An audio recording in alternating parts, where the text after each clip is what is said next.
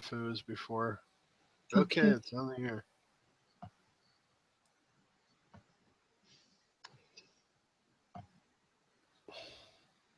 Okay.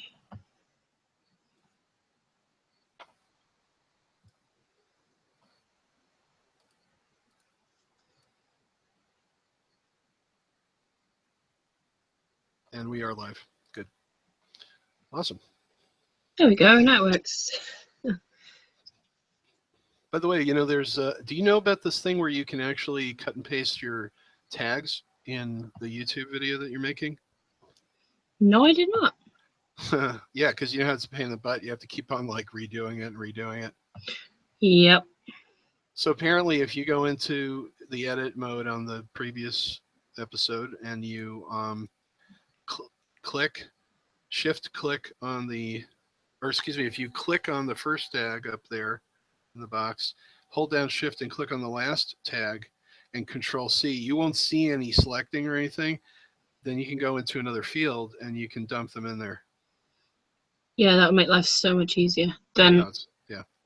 Certainly if you're following the same kind of tags most of the time, with it being horror or, Mountain Madness and it's always like Holiday. Yeah, it's always like that. And I figure for you, for your purposes, you probably have a certain set of tags that are always constant. And anyway, yeah, it's one of those Google things where they don't tell you. They don't tell you that you can actually do something easier than you actually can. It's like. Yeah, but it's nice and they make things easy like that. Yeah, Google's one of those funny companies where they're just sort of like, "Hi, we're Google. We give you lots of cool stuff, but we never tell you how to do things the easy way." No.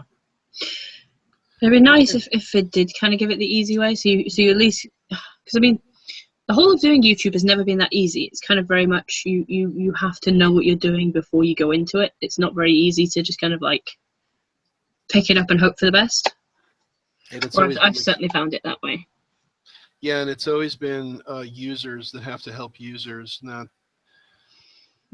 them initially. So it's kind of always been a bad. It's always had kind of a bit of a design flaw that way. All right, well, let's see. So here we are for another Holiday Mountain Madness strategy session and update. I'm Greg Giordano. I'm the artist and co-creator, along with Bill Woodcock, the writer and co-creator of Holiday Mountain Madness, an ongoing graphic novel and series that takes place in a world where Western and occult and monsters and all kinds of stuff kind of collide. We do these strategy sessions with Pippa Bailey, who you may know from the Ghoul Guides, great fandom review show. And Pippa is graciously dedicating what's left of her incredibly busy life to helping us out with sort of getting closer to the line over this year, finishing up the graphic novel, and then ultimately also with Kickstarter and a few other things. Pippa is doing an enormous amount of work, and we thank her, and I welcome her once again to this podcast. Hi, Pippa. Hello, and yes, I'm really glad to be back. It's been almost 2 weeks, so I've kind of missed the meetings. Yeah, I don't think Bill and I really didn't do anything either. I was both sick as a dog, and then I was away for a number of days on a holiday with my not a holiday. I didn't actually do any work on that other than to work on layouts. But yeah, with my family and my girlfriend and her boys, and it was their first going away to a comic book convention, and there was a lot of fun with that, and it was a crazy time. Comic book conventions, best place to start, and it must have been really exciting. You said it was their first one. It was their first one where they had to go on a vacation to do it. Brilliant. It was Vermont Comic Con, of course. Yeah. But But yeah, this was like a big deal for them, and it was really great. And for me, it was awesome too because I managed to connect with professionals that I hadn't talked to in a long time, and a bunch of new ones. And also my first sort of celebrity contact, because like at conventions, even though there's celebrities there, I very rarely, if never, talk to them, and it's mostly because either the access is impossible, or because just because there's so many people, or it's like I actually kind of feel bad for them because I know that all they get all day is stupid questions or people staring at them. It's not an easy situation. No. So I just figure, like, why would I want to add to yet another edition of an incredibly predictable exchange, right? Like, why would I want to Yeah. torture somebody when I could just enjoy their movie or whatever it is, right? So, but at this particular show, J.G. Hertzler, who is the actor, obviously theater, all kinds of other stuff, many TV shows, but most people know him as General Martok from the Star Trek DS9 and the general, the Next Generation universe, right? Yeah. So that was the first person there's the first time I ever actually went ahead and went over and talked to him, had enormously enjoyable conversation, and he's agreed to be an interview for me. So that's actually going to be my first celebrity interview. Fantastic. I know, right? Brilliant. That's really good. Isn't that great? It's fantastic. I have only the same. I mean, I go to MCMs, so I don't know whether they're called MCM in America. They're the general Comic-Cons that cover all sorts of stuff. They're but kind not of like big media show kind of things. Yeah, they're a bit like the San Diego Comic-Con, Gotcha.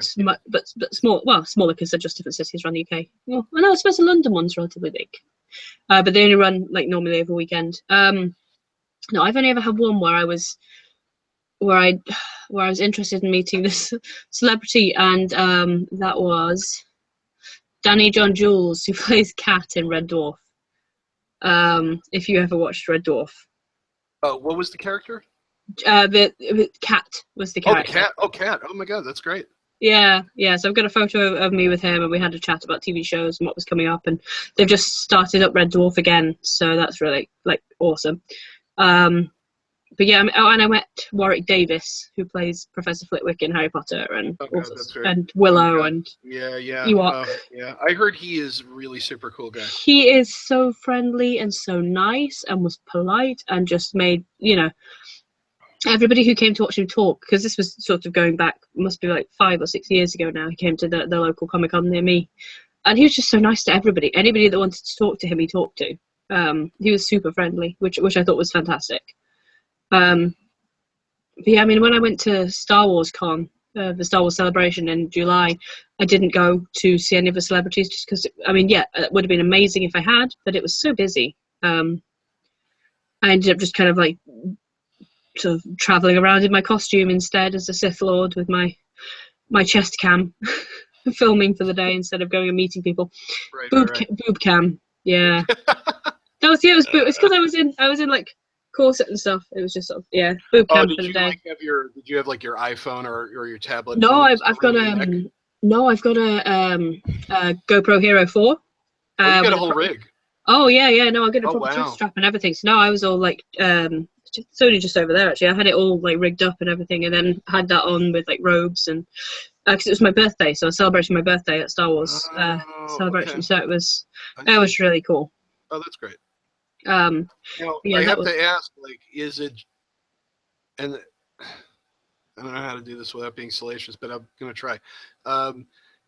Is it mounting it here as opposed to, let's say, on your forehead or something, more of a consideration that you just don't want to have a camera sticking out of your head, or is it more because or is it just like it's the least damaging to your costume appearance, or what?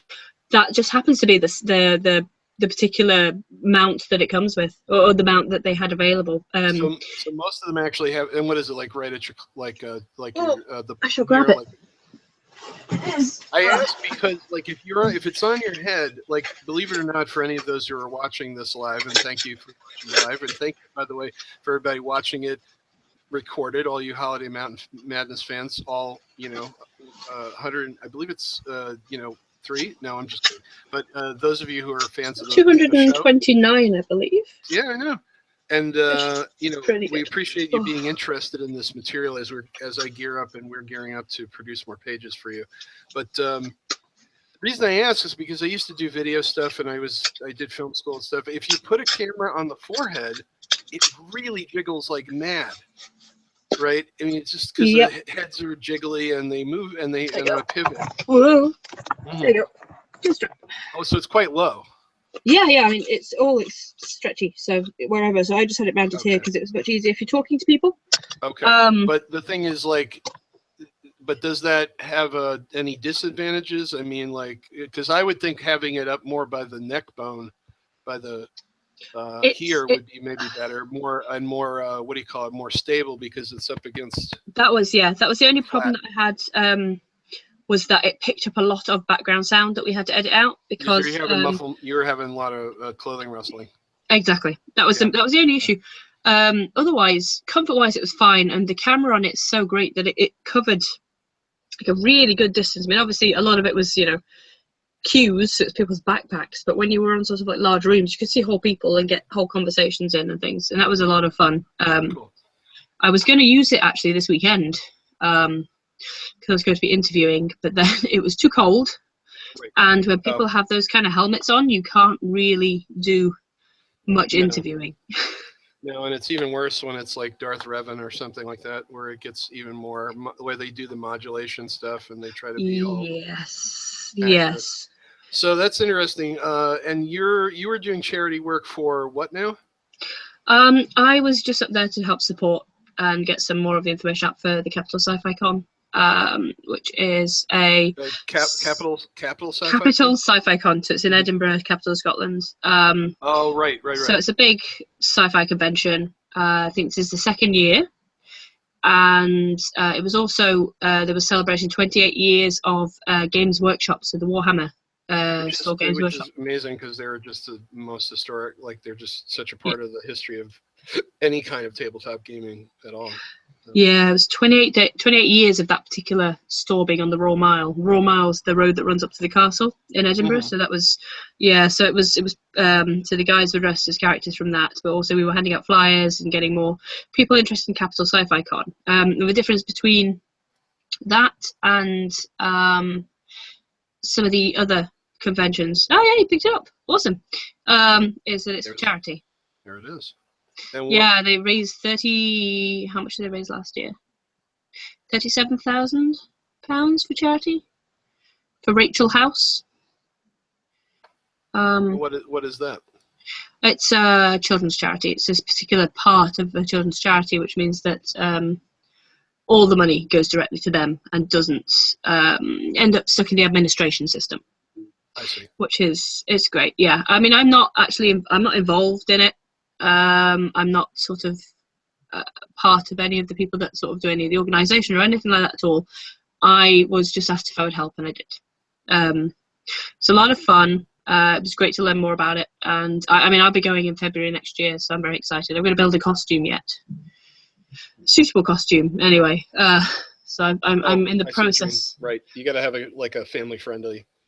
Oh well, I'm just in the process. Stuff, you mean? Yeah, I mean, I'm in the process of building a Princess Leia. Oh, there you go. Imperial costume. So white robes, hair buns. Yeah. I mean, I've got enough hair to do the hair buns. Oh yeah, classic. Yeah, Awesome. So I'm really looking forward to that. But I just think it's a great cause. It's a great thing, and it's Edinburgh didn't have so NCMs, like I said, the conventions, they're all around the country. They didn't have one in Edinburgh. I think they've now got one. That's again, it's a privately owned convention. But the difference is the Capital Sci-Fi Con is done for charity. So that's a huge difference. The money isn't going back into the pockets of the organisers. I see. Yeah, because it's completely. It's completely all the money goes to a charity. Yeah, that's great. And by the way, I mean, it's really amazing how much. I think people are starting to learn more now about fandom because fandom is becoming so pervasive, which is awesome. But it's interesting how much fandom goes straight into charitable stuff, and there's just it's a really terrific culture in that they they're not just in it for their own sort of amusement. There's so much fandom, like the 501st and other kinds of organizations. Yeah, Rebel Legion. Rebel Legion and the rest. The guys that actually organised Capital Sci-Fi Con are members of Rebel Legion. Oh, that's great.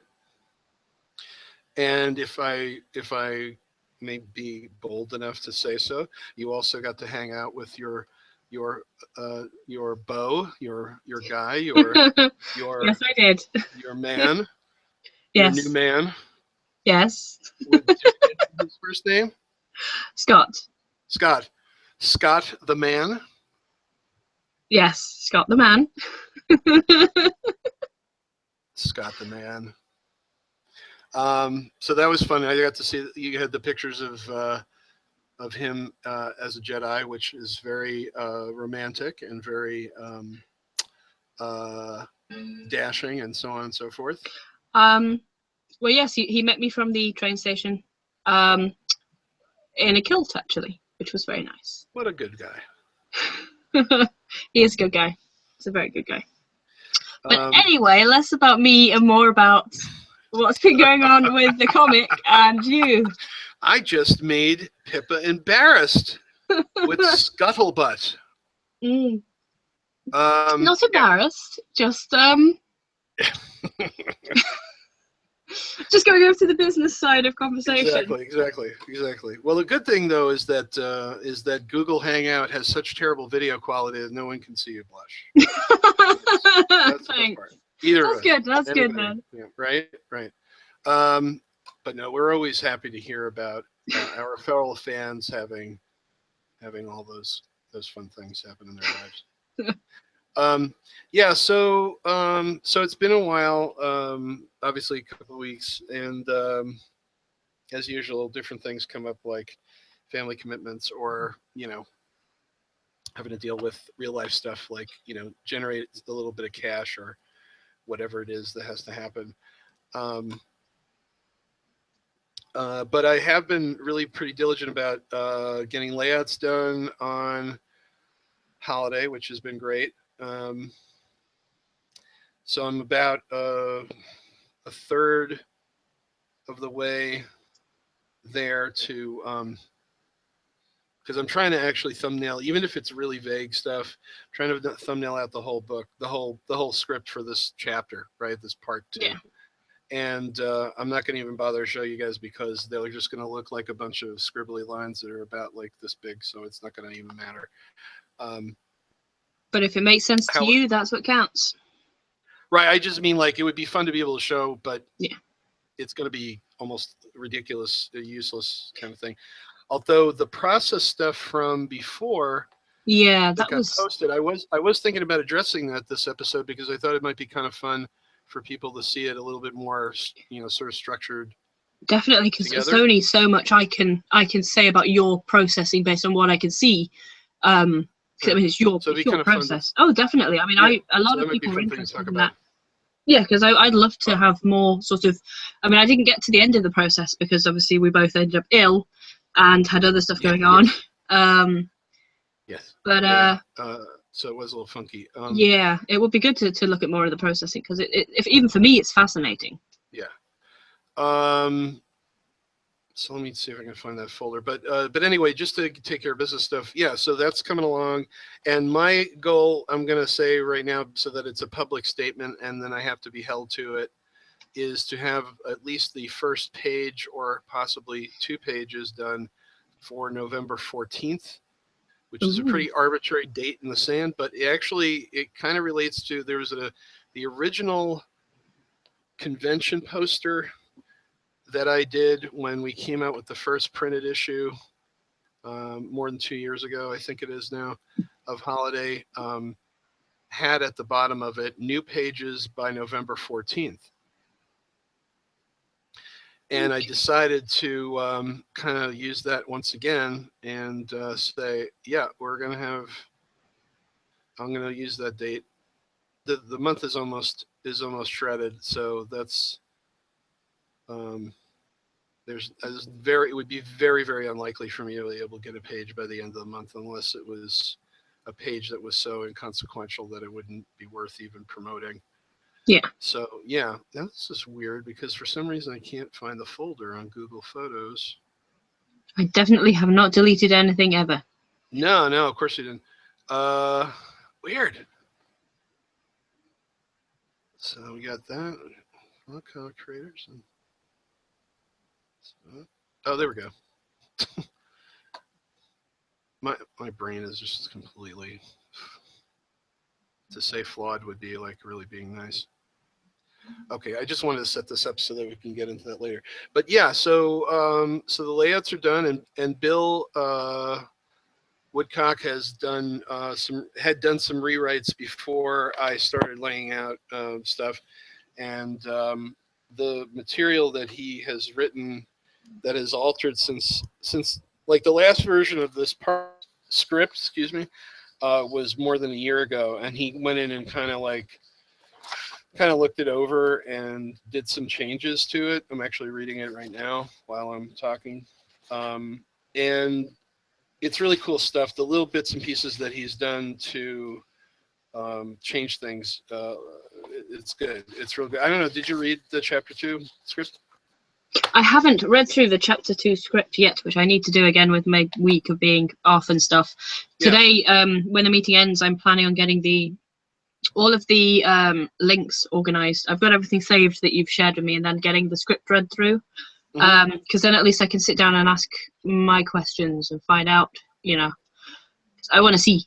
I'm like really, really excited to find out, what's going on. The other reason why I haven't read too much yet is I kind of want to savor it, and I don't want to rush reading it, and I don't want to rush seeing what's going on, because I kind of want the same anticipation that the audience is going to have for everything that's coming out. Okay. And I'm like that with a lot of stuff. I want the anticipation, which is why it's like every time I see any of the new images that you come out with, it's always like so exciting. What's that? Every time I see any of the new sort of image stuff that you come out with, or any of the new sort of ideas, and we talk about any of the new stuff that's coming out, I get super excited about that. Just because I'm really looking forward to seeing it. Well, I'm glad that that's the case. I know I need to give you the Tumblr login, by the way. Yes, I don't think I've got the Tumblr one. I've got it all pinned onto my most of my. Other than if my computer crashes, I mostly have all of our stuff that we're looking at. And the other one I realized that we have is we do have a Pinterest account too. Yeah, Pinterest is good. I think you've shown me the Pinterest before, but I think I have. I've got the Twitter, Facebook, Google. Google account with YouTube. Yeah, so I need Tumblr, Pinterest, and anything else that you'd like us to work across. Do you have Instagram? I personally have an Instagram account. It requires a phone, so but I have not what I have. Oh, well, what it is I already have my own, and I have to find out if I can have 2 Instagram accounts on the same phone. Fair enough. Okay. Which I don't know, so I gotta figure that out. Okay. And I am just about to get that other info for you. Awesome. So yeah, so the thing is, at that point, Holiday Mountain Madness will have its own Gmail or its own Google account, which it does, and I'll starting the next meetup. I'll start probably making. Well, I don't know. Can you remember when we were asking if you can have more than one channel for a YouTube account? Yes, you can. Can. Yeah, so you've got the one account. So it's like, for example, the Ghoul Guides account is the account that I have, but within that you can do several channels. So I've got a good friend called Ariel.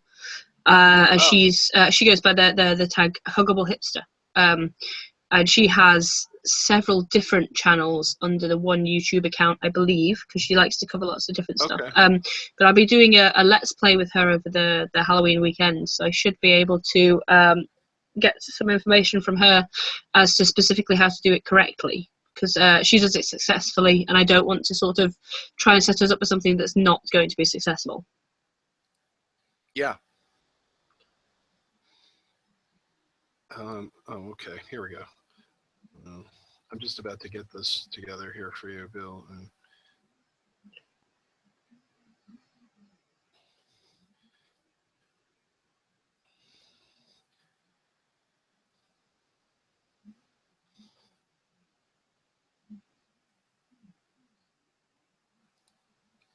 in just a second, I'll have.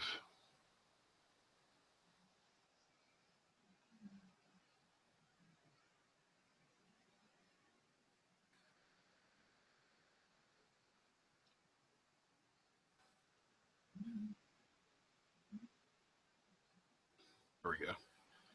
All right.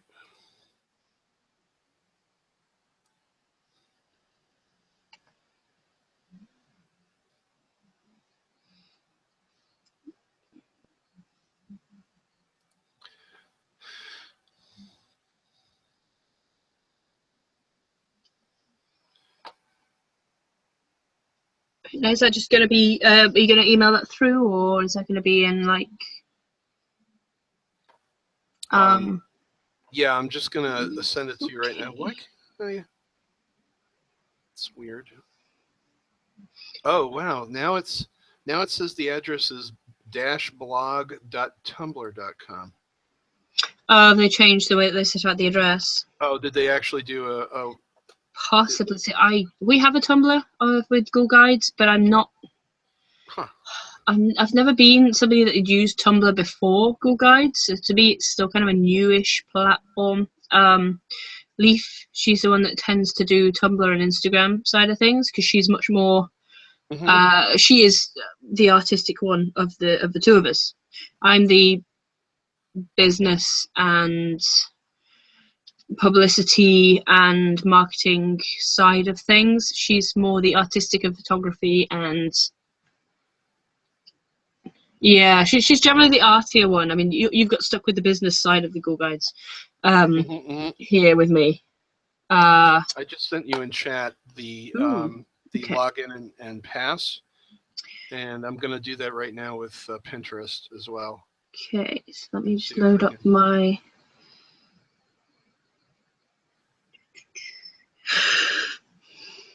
Let me just see what info's in here. Should be able to see it all when the conversation has ended, I believe. So at the moment, I think it will just allow me to join it on my iPad, which again will get really confusing when there's 3 of us. Oh, well then, you know what I'll do is I'll just copy and paste it into the Facebook chat or something like that. Yeah, I mean, any of those. I mean, Facebook chat's generally the go-to chat that I'm in all the time. Well, that's where I generally go to reach you if I had any queries. Yeah. Well, actually, you know what? That's stupid. Why don't I just email you? Here, I'll just stack it all in email. So this is Tumblr. And I'll CC Bill, of course. Okay, you should get an email in just a second. Awesome. And so I suppose my question this week would be, what do you want from me this week? Considering most of the time you're wanting to know what I need from you guys to get a bridge of stuff, and you have managed to pass on quite a lot of information, and I'm able to get. Now I've got the links for things. I can certainly get stuff set up. I mean, is there anything that you want me to be particularly building on, like any of those particular platforms, whether that be Tumblr or the Twitter, I mean, Facebook. Stuff, yeah. Yeah. Because I mean, the Facebook, I just need to build more onto it. Like I need to be adding more. And it's going fine. I mean, so far. I mean, obviously, it can only everything can get longer, larger, bigger, more often, etc. But I think what would be great this week, if you have time, of course, given all those issues. This is weird. Why won't it let me log in? That's so weird, man. Well, this week, I don't have anything set in stone, which is quite a surprise for me.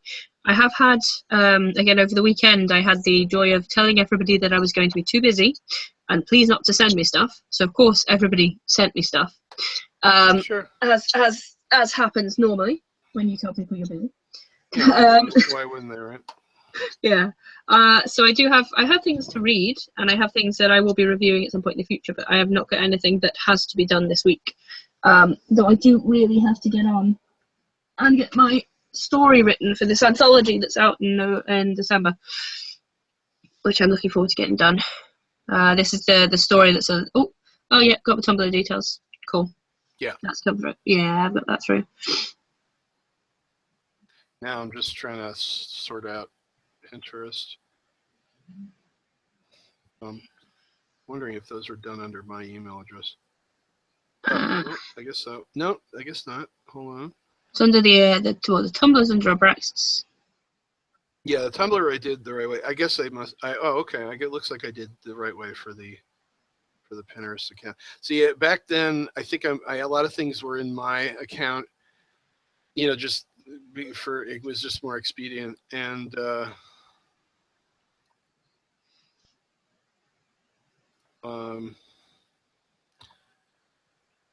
but you know, obviously, once I made the Google account for us for our imprint or whatever, which by the way, I know people out there have no idea, but we do call our sort of Bill and I working on comic projects together Abraxas Comics Group, which is really just like more a name than anything else, because it's not like we're doing lots of different comics. We want to, but you know, realistically, that may not happen in the near future. But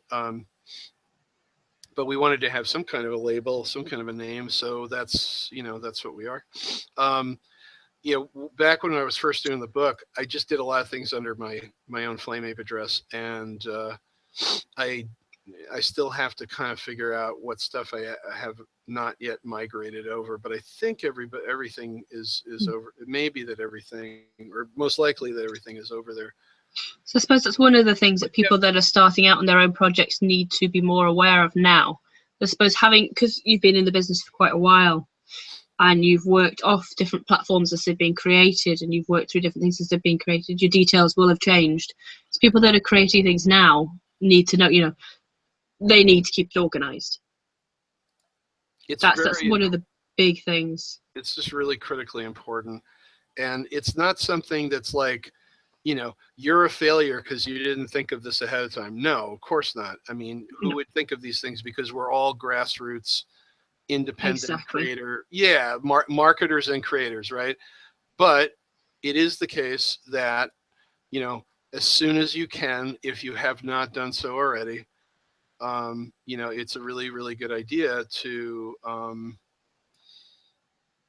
engage in these platforms as much as you can, as if you were as professionally as you can, and as organized as you can, as Pippa is saying. So, like for instance, like Holliday Mountain Madness is a book that Bill and I are doing, and initially, you know, we didn't really think about the label. I mean, the label was more for fun in a way, almost a thought experiment to canopy, you know, the rest of all these ideas, right? But now we use that in the book. So now it's like, oh shoot, so I better get this Gmail account going. And then I realized like, oh, well, everything that was social media was under my name because I was the person who had the time to do it. But then slowly trying to migrate things over, or at least like in the case of Facebook, have some shared ownership stuff, you know? So like my account is the account that owns the page for Holliday Mountain Madness, which maybe some of you go to. But it is the case that the Abraxas Comics Group gmail.com, that Google account, is the other admin and owner, along with Bill and myself as individuals, of that page. And if something were to happen to me, or if we wanted to finally like clip that and move it over, we had the ability to do that if we made some kind of a Facebook account for Abraxas Comics Group, but which I think there is one actually. But yeah, if I had done that to start, it would have made things a lot easier. And actually, I was going to ask you about this, is what's your opinion? Because I know that, you know, obviously you're doing a lot of different things, each with its own identity to it. But, you know, one thing I wondered was, is it better to have individual email accounts for each project that you do, in terms of people being able to respond to it? Like, what do you think about that versus like, you know, we have this imprint called the Abraxas Comics Group, but really it only serves as an umbrella for this one thing, or it might in the future more things, but like it doesn't have any traction or meaning to the audience. So is it better to just have Holiday Mountain Madness at gmail.com? You know what I mean? Like there's certain things like that I wonder about, you know? Yeah, it all depends. I mean, for me, so between Lee and I, we have a shared email address, which is the Ghoul Guides one, which is the Ghoul Guides, theghoulguides@gmail.com. And that's our standard one, so people can contact both of us that way. I have, for my book page, of my own book page, I have an email address separate to that. But I actually have, because I have email addresses that are across lots of different things. I mean, I have, gosh, how many email addresses do I have? 1, 2, 3, 4, 5, 6. 1, 2, 3, 4, 5, 6, 7, 8. I have 8 email addresses that I work with on a regular basis. So those are like private ones. Then I have the one that I use with you guys, which is the media one, which was recreated for pretty much the purpose of working on stuff with you guys. So all the emails I get in there are only related to my Gmail account. So that's things that come through YouTube externally to the Ghoul Guide page. And so pretty much all that I get through on that one is just stuff to do with you guys, which I suppose it makes it easier for me. And I think it makes it easier for people if they were wanting to contact us based on like individual things. You know, if you just want people contacting you based on Holiday Mountain Madness, that's the one that they go for. If they want to contact you and Billy on a larger scale thing, so they're interested in working with you, not on this project and not finding out more about this project, but finding out more about what you do, they go through Abraxas would make sense as well.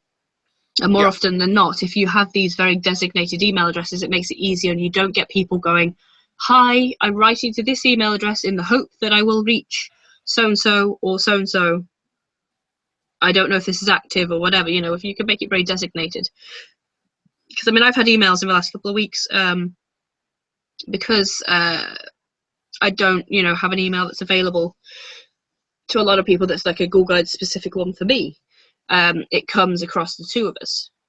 So I do get people sort of sending emails going, "Hi, we're trying to reach Pippa." And I will go into there.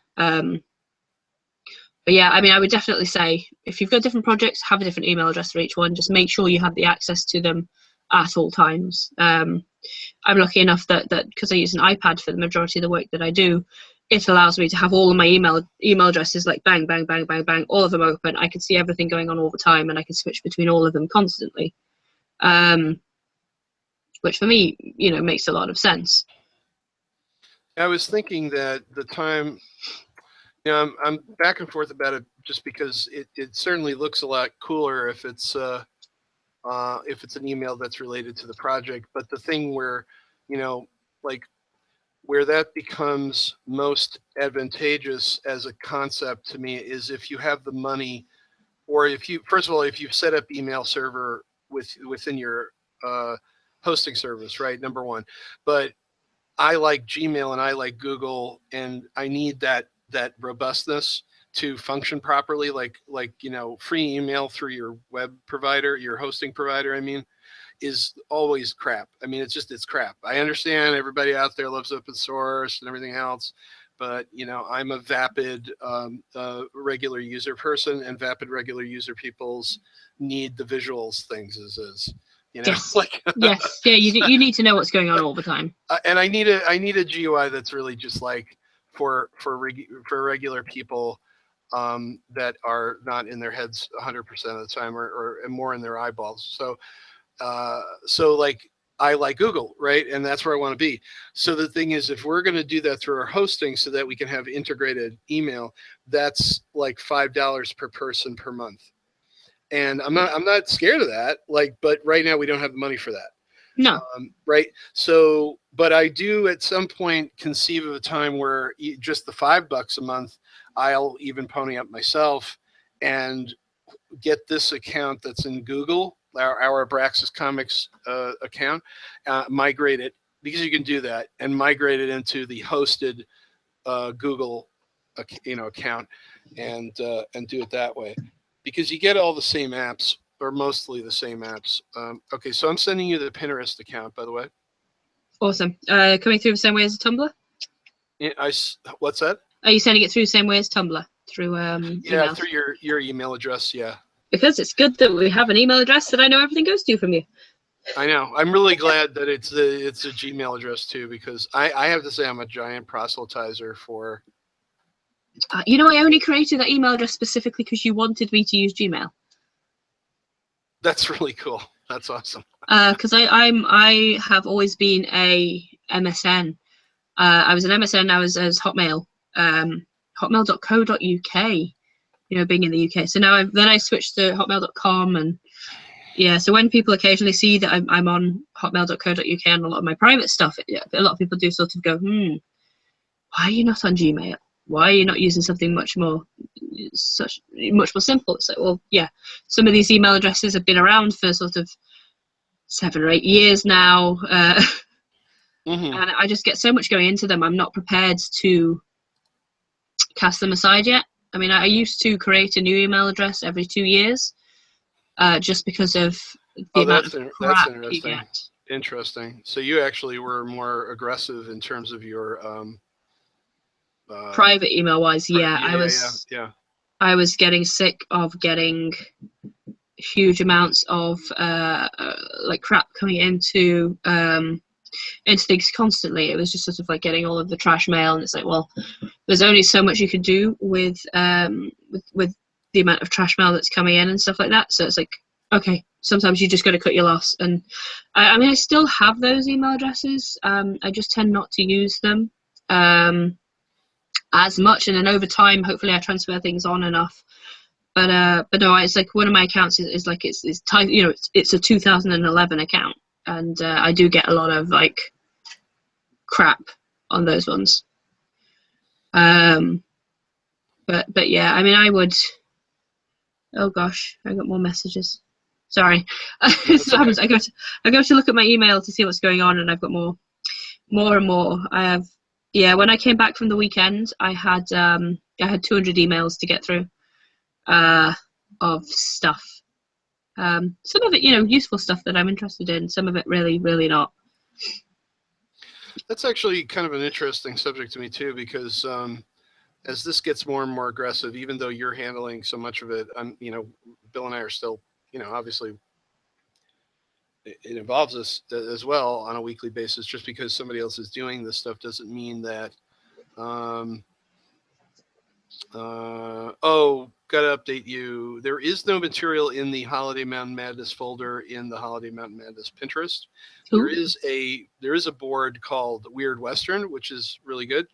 But I now remember why I have this confusion. If you were to go to my personal Pinterest, which is probably just Flameape, I think, or it's my full name, you'll see a rather robust folder, at least compared to this, of all that kind of material. Okay. And I would actually just give you my Pinterest login, and maybe I will, because frankly, if it's duplicated over there, it's probably just going to help more. But that stuff could be found through the Holiday Mountain Madness Pinterest, and you could just like all that stuff. But ultimately, we need to just dump it in there. Yeah, I mean, you need to turn it into a sync of image work, and then get that linked up with the Instagram. So it really is. I mean, it's the more access that we have to all of the images in the same place, the easier it's going to be for us to work cross-platform. And I am dumping stuff primarily. And I am dumping stuff into the effectively the company Gmail from my Gmail photos, my Google Photos, like that. I mean, I'm still going to dump stuff in there for my own purposes, for portfolio reasons and everything. But I will be basically like downloading the zip file from those and uploading over to here, and so on and so forth. So, but I think our conversation is definitely putting a bug in my ear about whether or not to make a second Gmail account that is strictly for Holiday Mountain Madness, or if that's actually a better idea right now. I might just do that. What you can do is we can get that set up. You can actually change the email address that sits on the Facebook page, so that it will, any sort of information you get on there from people interested in things will pass through to that. So when you first gave me access to administration on the page, first thing I did was set it up, because you have the opportunity to add a button on the front page. So that's, so for example, you had a shop, you can set it up to sell stuff. Well, yours, on the page, it wasn't there for anything. It wasn't being used. So I set it up instantly for messages. So if anybody has to message or wants to know Oh, does it they now pop in count. Gmail to the No, just generally on the page, just you know, like how like Facebook Messenger for the page. So what you would find is if you go on to Yeah, I'm here let me right go. now. Yeah. Or you go ahead and go there, but if you Yeah, I'm want to looking here. just share your screen if you want, or maybe I can just do that. Don't know. Oh, because I'm doing it on my iPad. It Oh, gives me that's access to yeah, because I like to dual screen. If you get the page, you get the activity, you get messages below. Previously, people couldn't just click instantly to message you. They'd have had to have gone through sort of a couple of loops to go, I'd like to message them about whatever project. I don't think we've had any because it normally tells you if you've missed messages, which is good that there's not people asking too many questions I can't answer yet. Oh, no, no, nothing since 2015. So that's okay. I do want to finish. I mean, it shows every time that I tag the page and any of my other pages, but I do want to get the art countdown done, where I was talking about the what were we doing with the. Here, I'm on the page if you want to sort of guide me through. Yeah, so you see where you've got page, messages, notifications, insights, publishing tools. So I mean, the insights obviously shows you what's been going on, how many people have looked at the page. You know, the messages there. You see what it says. You see where literally where it says Holliday Mountain Madness send message on the main page. Here, right. Yeah, that was a blank before. Oh, I didn't realize that. Okay. It didn't do anything, so I've set it up so it's now called it's now a button. So for every click that gets, it notifies you, because then what happens is the more people that get in contact with you and the quicker you respond to them, it makes your account slightly more visual to people or visible to people, because you are a creator who is more in contact with their audience. See, that's something that I have been doing. Yeah, and I have been doing that with Vermont comic creators. Yeah. Actually getting messages and actually getting more messages, I realize, since answering those. So I don't know if that's how that works exactly, but you may see something on the screen that will say, answers messages within a couple of minutes or a couple of hours. And okay. So it's actually clocking that stuff. That's yeah. That's the thing that's something that Facebook tells the people. It clocks what you're doing, and okay. Depending on how good you are, it does then means that you become more visible. So it's like we on the Ghoul guys, we have 100% response rate, but an 11-hour response rate, because again, it really depends. I mean, if people catch me when I'm at work, that means I'm gone for 8 hours and I probably won't end up spotting it on the page. But yeah, the quicker you respond, it pops a little badge on the page saying this creator is much more active in the community, and I believe it makes you more visible to people when looking at the page.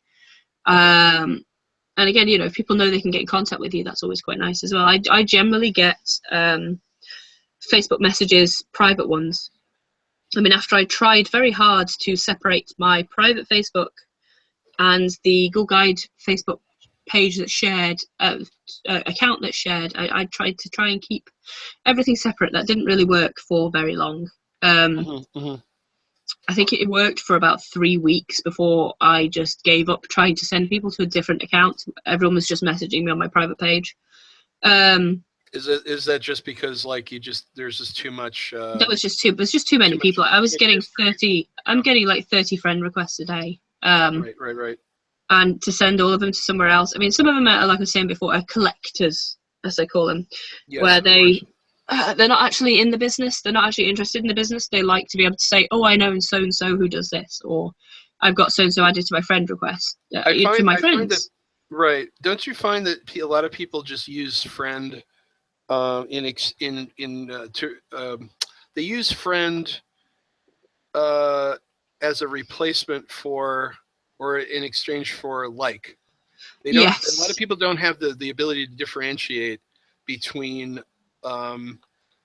liking something and being friends with something, and I think it's just a laziness factor. With it's just easier to hit like, or hit friend, pardon me, with somebody that you don't know. rather than actually take a few seconds and say, oh, wait a minute, this is really, I'm just a fan. I should be just hitting like, like or something like that. like, Yeah. I mean, they could do that with the Ghoul Guide page. I mean, I suppose it's because I do a lot of stuff outside of the Ghoul Guide page now. I mean, with the writing and other stuff. And most of the, I mean, I have my own writer page, but I have very few people on it because I just don't use it often enough. And that's specifically designed just for the. Sorry, I'm gonna take off his chest strap because it's digging into my neck now. Ugh. Well, and also given that you were just on vacation twice. Yes, yeah, for the Halloween party, which was so much fun. I'm sure it was. Oh, that was great. But the other side of it is that now your phone and your accounts are going to blow up just a little bit. Yeah, that's putting it lightly. I have it's like my priorities when it comes to. I mean, I know this is going to sound really horrible. I do get a lot of calls, a lot of information, a lot of messages every day from people who want me to look at things and read things. And when it comes down to it all, I really would love to read everything and I really would love to get involved, and I will try my very best to in a timely manner. But when it comes to priorities, my priorities are the Ghoul Guides, Holiday Mountain Madness, The Untold, and which my is own friends and family. The Untold by Dan Farrand and Johannes Vick and Pippa. Right. And the reason why I wanted to make sure is because to give a shout out to Pete Palmiotti with Studio Synergy and Human Arts Studio. Human Arts Studio. Yeah. Podcasts. He's doing a terrific job with all that stuff, and it's really awesome to hang out with him on that. And Studio Synergy is a lot of fun. Huge inspiration for me to break out of sort of silent mode and kind of really become more public about what I'm doing and sort of take that advantage of these tools. Oh, you should. It's fantastic. It is fantastic work, Yeah. Well, thanks. I mean, I've always been I've always been on stuff, but he definitely kind of he's definitely somebody who was a big inspiration to knock it up, take it up a bit of a notch and really just be more aggressive with it, I think, than I had previously. Not that I was shy or a wallflower, but just to do a little bit more, Yeah. But yeah, so then you're working on their book as well, and then Dan brought me on to do administration, more so because he is a social media phobe, and I know my social media. So it was less to be involved in anything to do with the actual making of the comic or any of that side of things. It was more making sure that the information got out to people in the right places, which again is what I'm going to be doing for you guys. And I'm currently trying to build a website for them. Well, I've almost finished building the website. So you're doing actually quite a bit there. That's a lot. Well, I would be, and it would have been finished months ago, but somebody was slacking with passing me information. So I have been hounding them today about the information I need to finish this website. So I'm hoping to get that done because it's this weekend, and surprisingly enough, Halloween weekend, I am plan free. I'm going to do some videos with Leaf. Because I was sent a ginormous box of goodies from Hectic Films over in California. Oh yeah, those are your pals doing the horror films, right? Yeah, they sent me a box of goodies, and it's full of Halloween goodies. And I definitely have not peeked in the box yet. I have actually got. So my friend Terry McGee, who's again, this is another thing I'm working on, was helping him with his Kickstarter for his book, which is Souvenirs of Nowhere, which is the poetry book that's got my face on the front of it. Mm-hmm. So that one, yeah. So I've been helping. So I got copies of all of his poetry books sent, and the pre-final editing copy of the book with my face on it. So I have a physical copy of that now. It's very exciting. But yeah, I have so many projects, so little time. So one thing I would then think that is that in a sense, doing all this work for the bunch of us that you're helping out is actually in its own way worth it, because there is a twofer, because you do get, as long as we're doing our due diligence, right, and you do yours in your posting for any of us, you are getting a second wave of social media marketing for your own. Oh, definitely. Yeah, yeah, definitely. So there is some benefit other than just simply to say, I made this happen. I mean, there are hot links to everything with you, and like when I make these videos, I make sure to to put the it's link and stuff.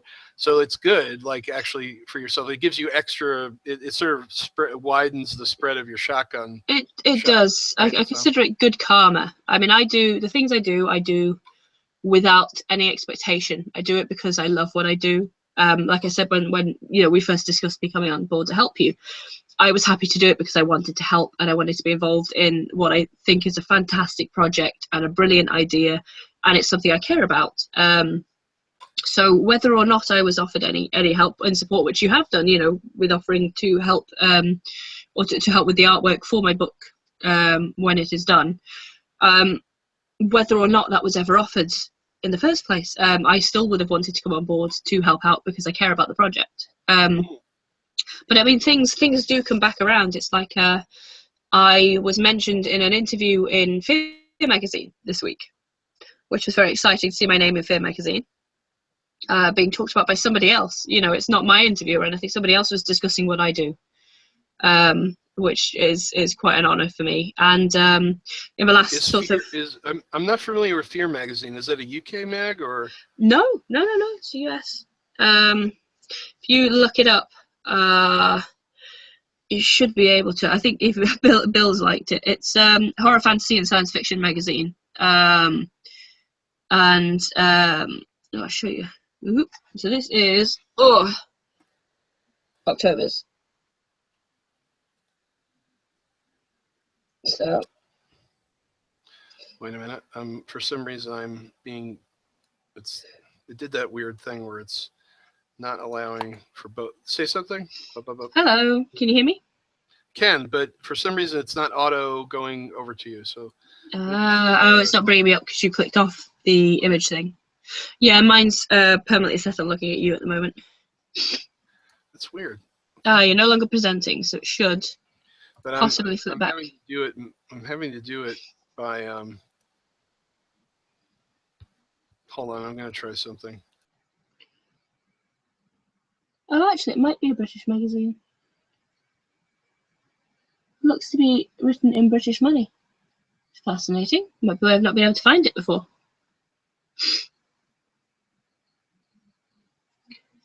I can't hear you now, so I'm assuming you have muted yourself. Okay. There we go. Good. All right. So apparently that's the way you have to do it. You have to do it very awkwardly and with a lot of difficulty.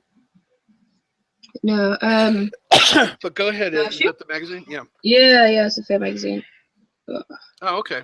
I've never heard of it, and given our, like you. Yeah.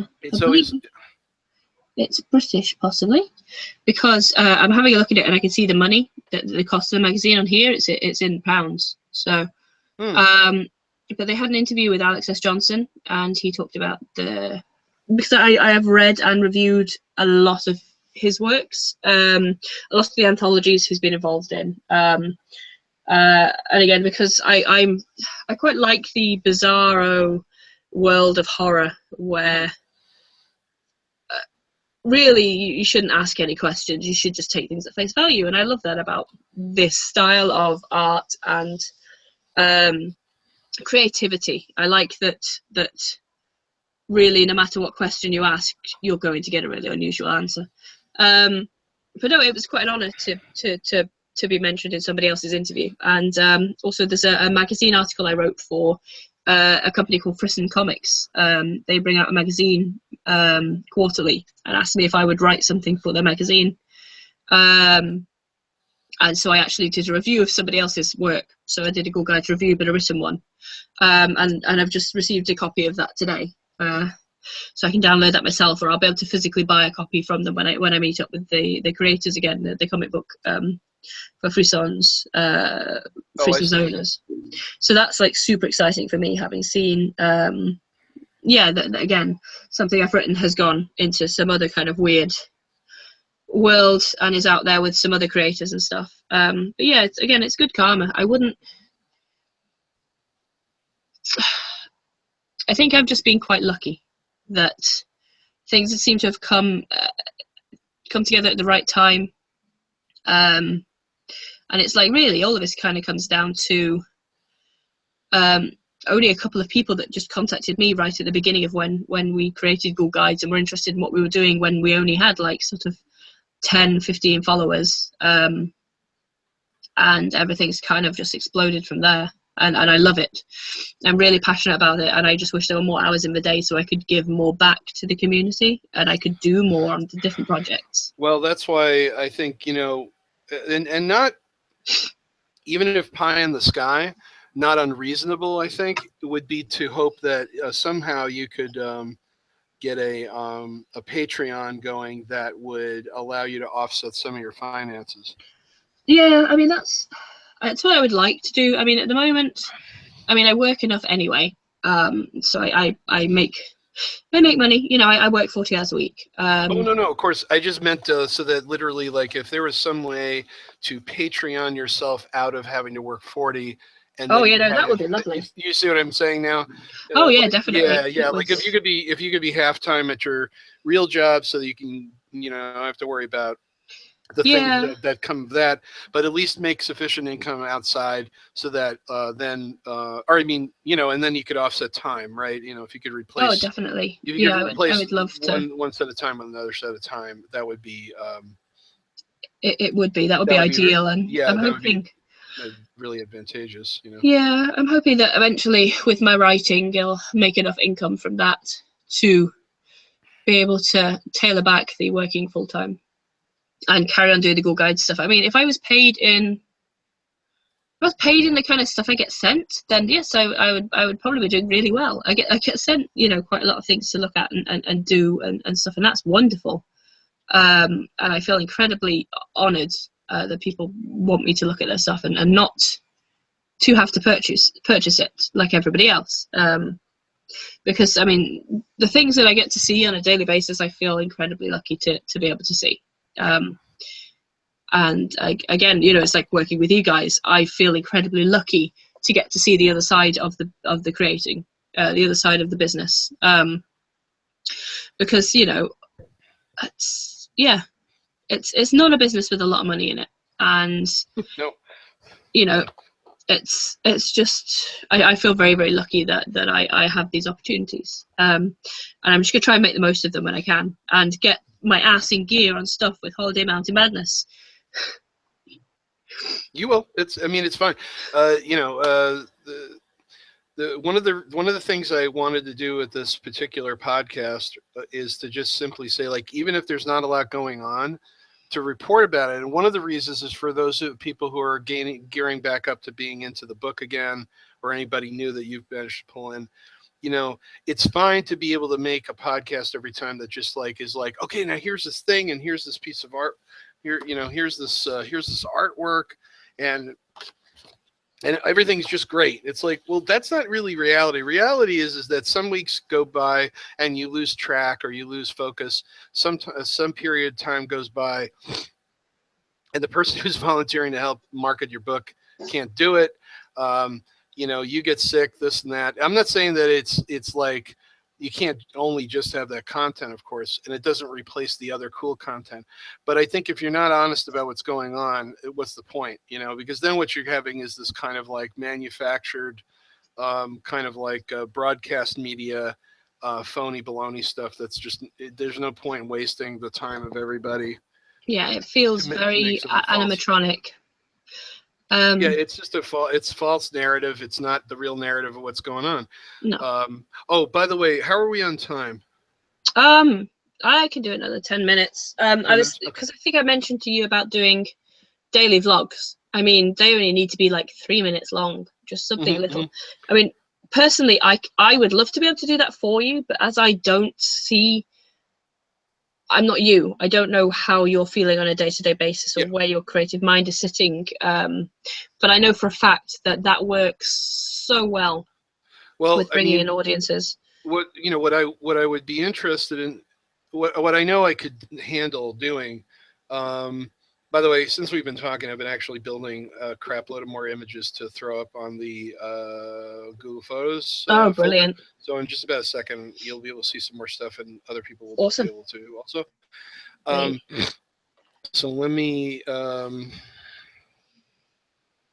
Let's see here. Is this in the designs album? Yeah, which I'm actually going to call Chapter 2. I'm going to rename. Okay.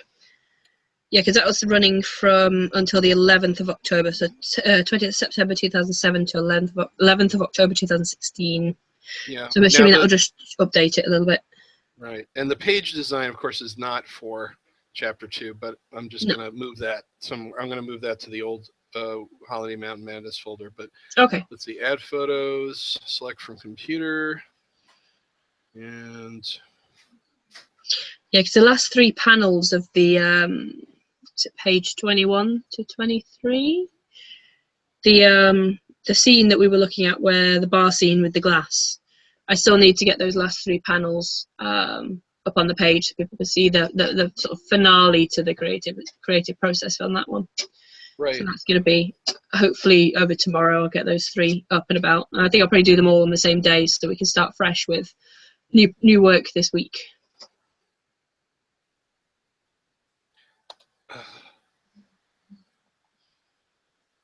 I can't believe this stupid Photoshop. God, Photoshop just really rots in hell. God damn it. I just did a big batch conversion of all these images, and it didn't save them or put them anywhere where they needed to be. All right, I got just sort of shove them in some random file somewhere. No, it does when you do a batch conversion, you stipulate where things go and where they came from. So I don't know what its big major malfunction is, but I am going to chastise it and beat it into submission. Sounds good to me. Jesus.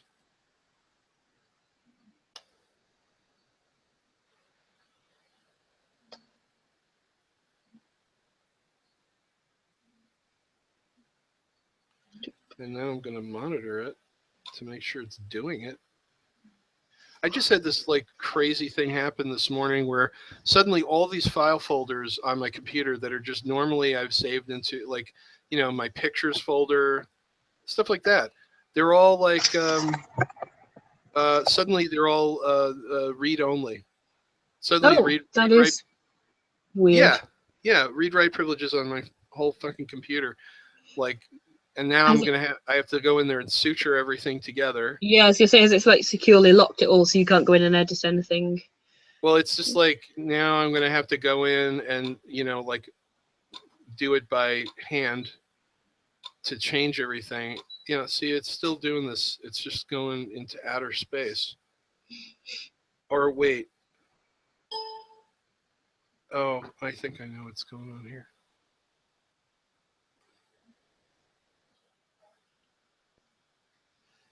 Sure.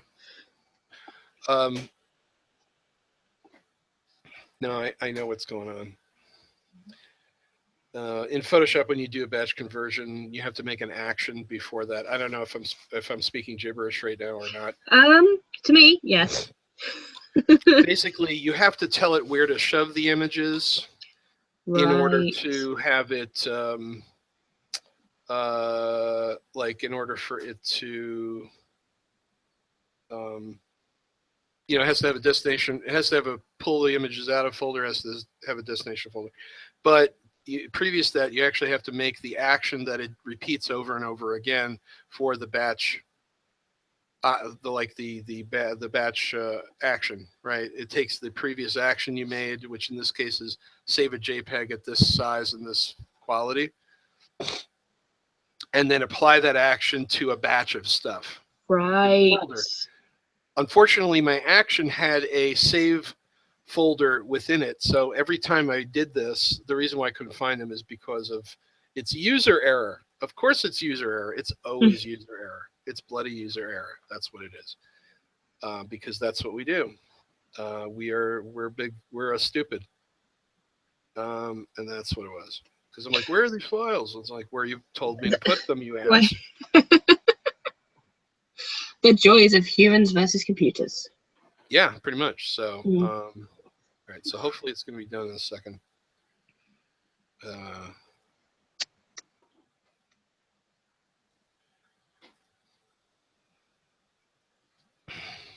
Did it finish? Is it done?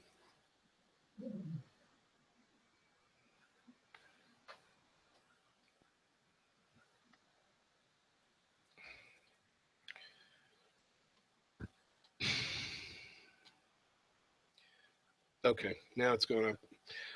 It's 25 images. I don't know how long exactly it's going to take, but by the time we're done talking, it will be up there.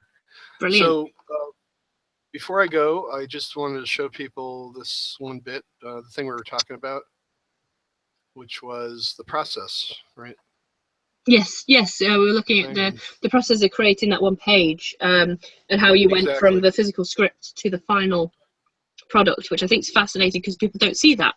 They just see the artwork, and a lot of the time, unfortunately, people don't seem to understand that there is a writer. The ideas come from somewhere. It's not always just plucked from the air, but with the way that you and Billy work, with the way that you both have such a good working sort of relationship when it comes to bringing in your own ideas.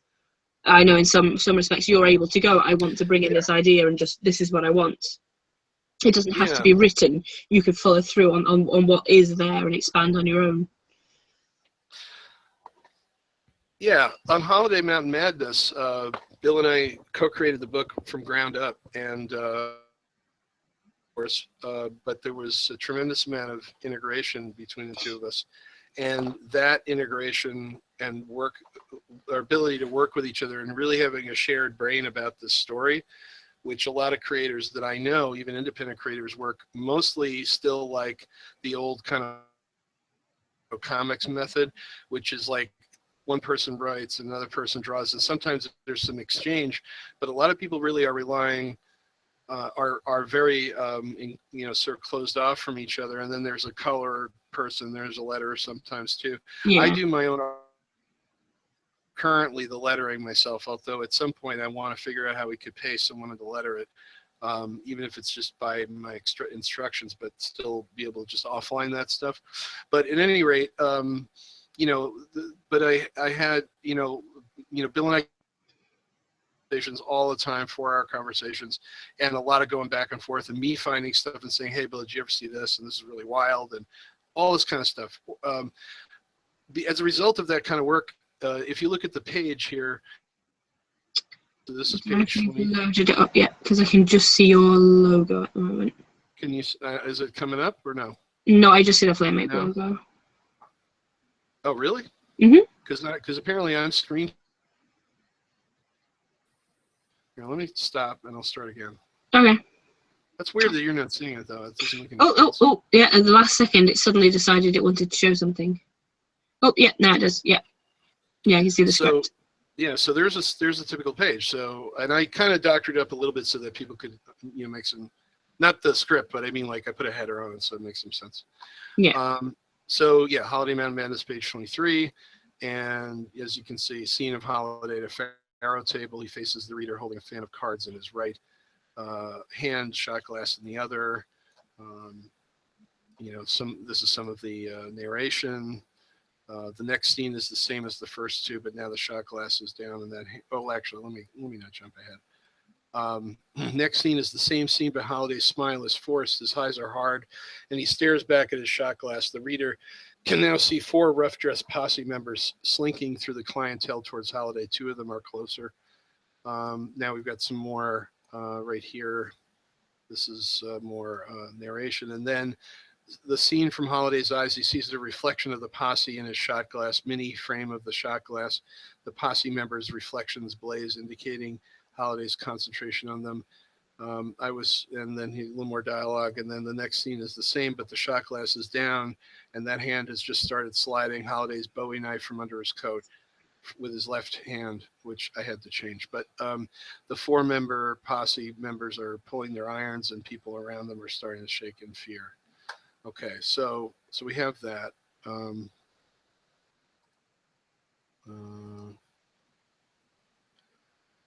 why can't I get? I think it's because you're in magnify mode, possibly. I don't know.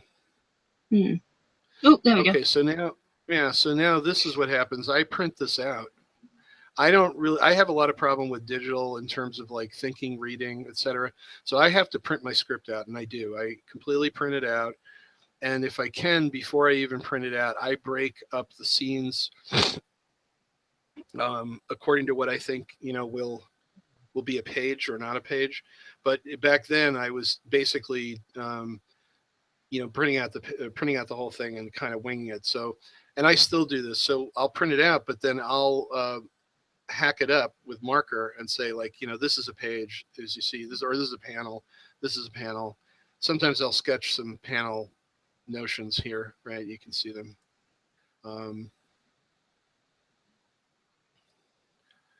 But what'll happen too is that it's also possible that I might cut this apart. If this was too long, I might actually take a pair of scissors, cut off the bottom, and paste that up on another piece of paper, and then add the other script elements to it. So if there was stuff in page 23 that wouldn't fit, it might end up on page 24, and I would actually tape page 24 and that together.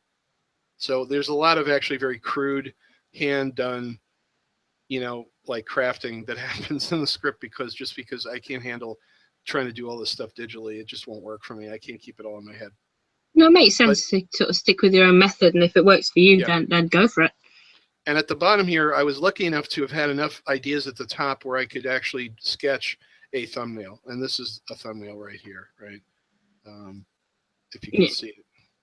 And there's even a few notes like hand places the glass down, narrow, keep this panel narrow, guns and knives. This is this part here. I had this idea of, maybe it would not just be the faces of the men, but then actually a second panel that illustrates them pulling their weapons out. And then again, narrow. This panel should be narrow, these flanking panels. All right, so then I go on. And there we go. And so I took that thumbnail, scanned it, blew it up to print size, which in this case was for 11 by 17 to fit the page of the art, the original art. I separated out any of these panels and gave them their own sections and actually put ruled lines in here so that this is in Photoshop. And then very quickly, because I had that original layout with its spontaneous sort of ideas, I had it at full size so that now I can make this. Now, I don't do this anymore because it really clots up the original art for resale value.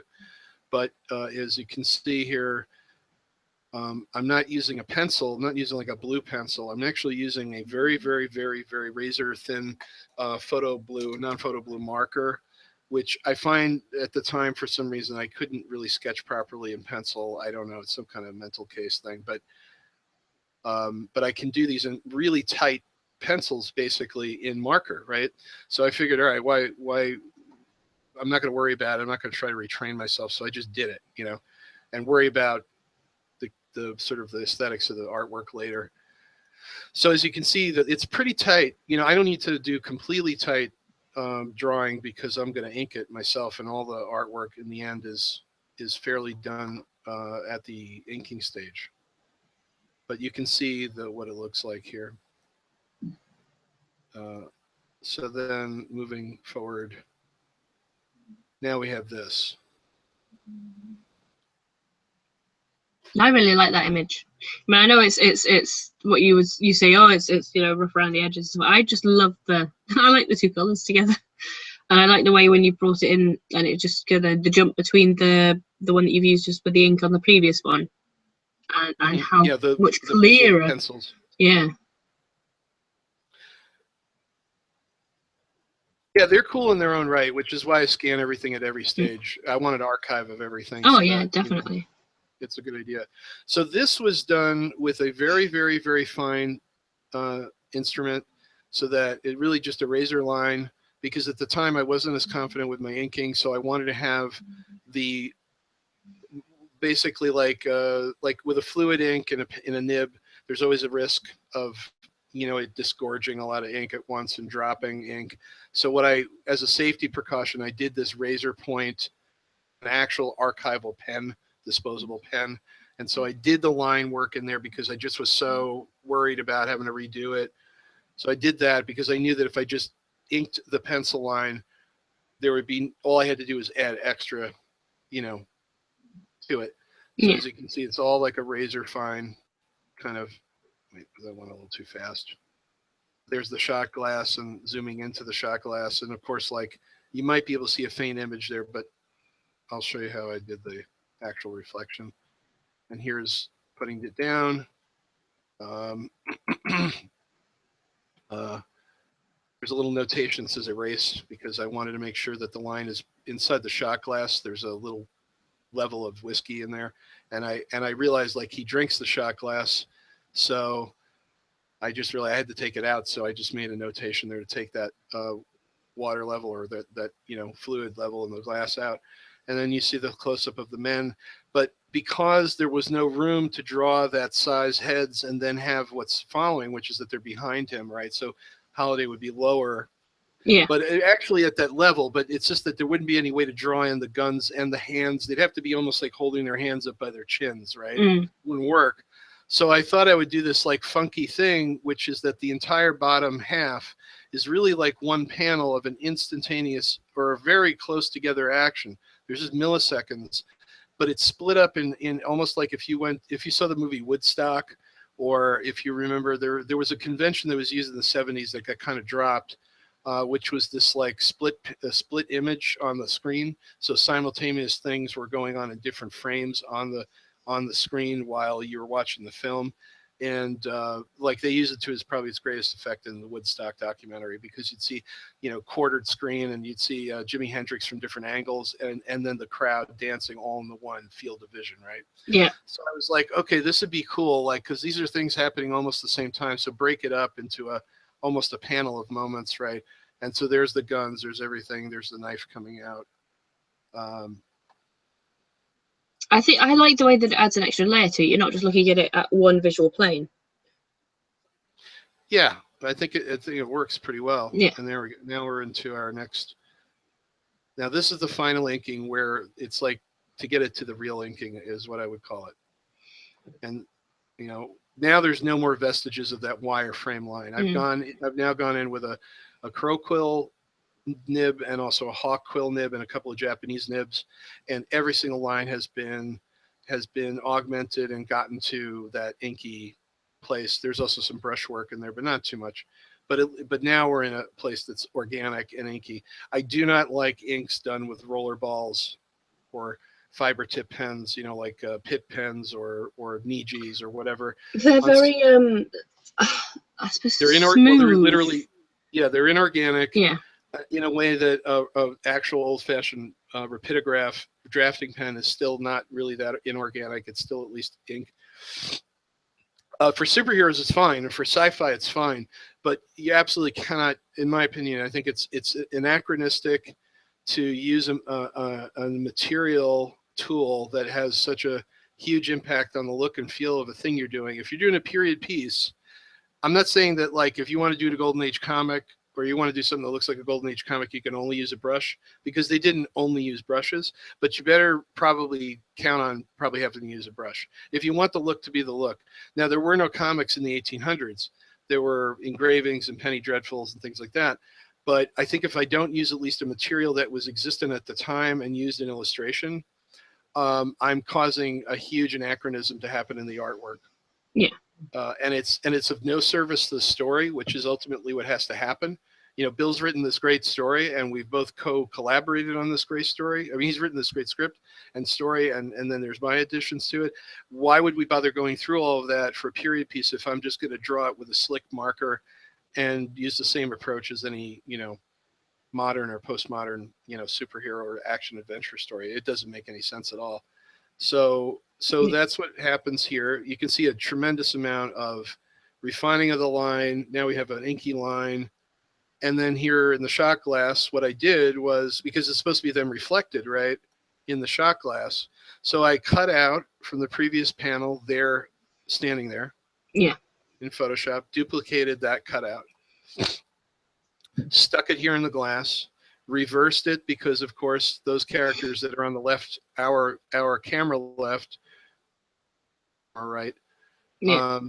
And also on his right, because over his right shoulder is this Southern gentleman-looking fellow with the mustache. So he needs to be on the right-hand side of the reflected glass. And then put on a distortion effect in Photoshop that is basically a glass style distortion effect. So now we've got a nice warbly, weird, imperfect application of it, to be sure, but pretty good for the purposes of telling a quick panel story part of that story.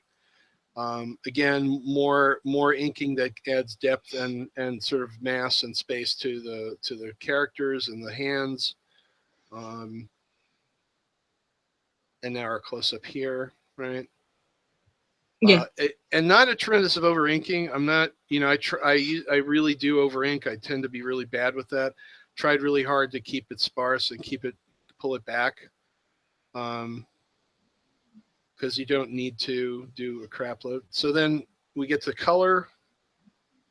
And that always starts with like what I would call an underpainting layer. I don't actually flat anything. I mean, I do a little bit. Flatting is just cutting color in the shapes of the various figures, simple colors that can then be more elaborately colored as you go on. It's very, very common in industry comics to do that.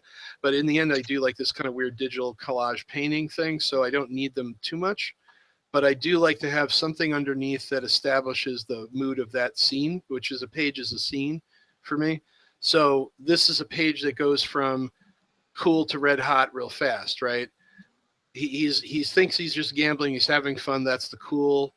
We go down, and then suddenly, as soon as they're there, and the tension builds, now we're just about to go into red hot because we're about to have some bloodshed, right? But that it's like a very literal representation of the mood. Right. So now we're here, and come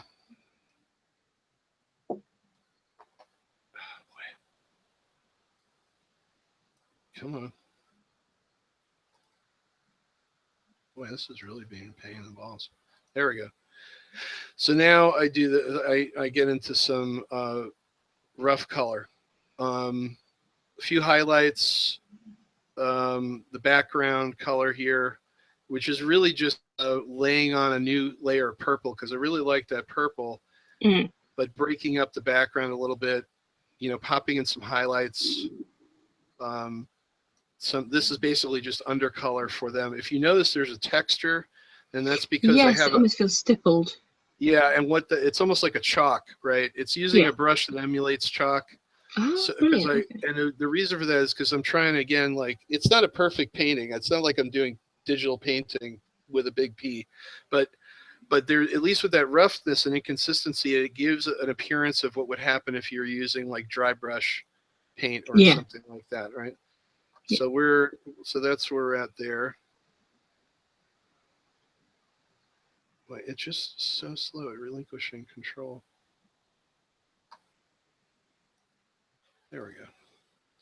And now we're into pretty much the fully painted, fully colored page, right?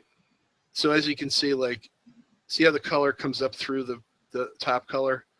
And that's more like what happens in a painting, So this red of his jacket is not purely red. You can see bits of what was underneath, the flesh tones. The gray of his jacket, is not the purest of gray. It's like, and then I put in some layers of some kind of grungy hash dot screen stuff, which the halftone had not been invented in the 1800s, so that is pretty anachronistic. That's one thing I would probably change in a subsequent printing of the book as a graphic novel, and change it to an engraving looking line. Okay. But basically, because I wanted some detritus so that it would break up the image a little bit and get it to, the grunginess that I think people expect out of Wild West, right? Everything had a little dirt on it. Nothing was perfect, Deadwood's a good example of that kind of grit. the white of his shirt, you can see it breaking through again, like, like almost like dry brush or something like that. And then the brocade of his vest, Holliday's vest, is real 1880s brocade. Oh yes, I That would remember be discussing that with you, which I thought was fascinating how you'd done it. Yeah, and I thought it would be cool to just have this little tiny element of reality, which is also nice because it balances the first panel, which I used actual late 1800s playing cards from a Pharaoh deck because he's playing Pharaoh, which was a way to illustrate playing Pharaoh in this metaphorical way, poetic way, because that's all he cares about is his gambling and his womanizing and his, et cetera, and his self-abusive drinking and so on.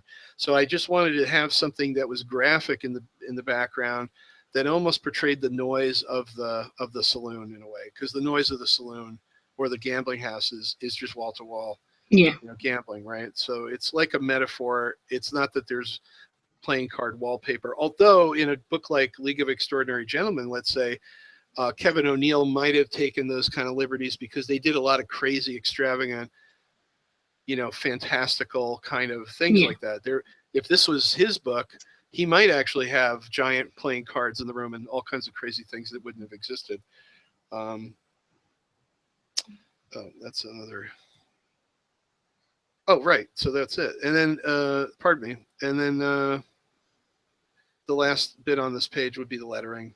And the lettering, I don't have a balloon lettering here, but you'll notice that this is a giant rule breaker. I mean, there's a lot of rules in lettering comics, but probably one of the most titanic no-nos in comic lettering is to use serif text of any kind. Which is, and it's for a reason. It is hard to read, especially when it gets down to the printed size, which is why it had to be rather big to work. But it is in all the book is done with a really old book font scan that was made into a font by somebody. So a book font from the Victorian era, and it's got the crunchies in it and everything. Yeah. And I decided to do it because I just couldn't. I had gone through a ton of modern dialogue fonts and typefaces, and it just never worked. I just felt like it was standing out from the page, and it was really, really awkward to me. And I just didn't like it. And finally, I lettered a page early on with this kind of text in it, and I found that it was absolutely legible. It was not a problem. It feels very not disjointed. It feels almost warped, like an old book would be. That's what I thought. And it doesn't. Yeah.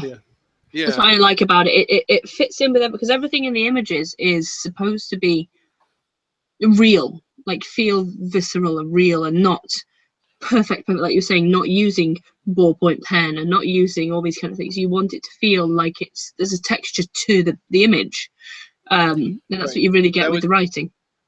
Yeah, and I just couldn't figure out a way to have it instantly feel like, because it's almost like the lettering has to take on the sound. Yes. In this way, right? That can't happen in real life, but it needs to sort of almost like take the place of it. And so, but also like, you risk it being really idiosyncratic and calling attention to itself.